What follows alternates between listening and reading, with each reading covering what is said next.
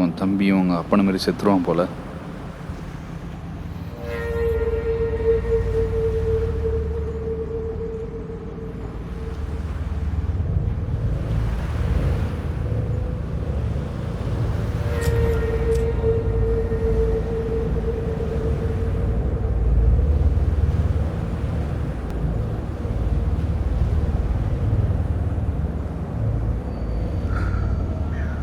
உங்கள் அப்பனை கொல்லும் போது எனக்கு ரொம்ப கஷ்டமாக இருந்துச்சு.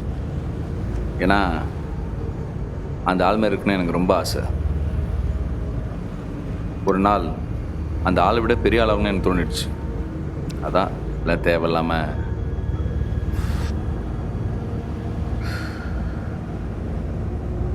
இவ்வளோ பண்ண தெரிஞ்சு எனக்கு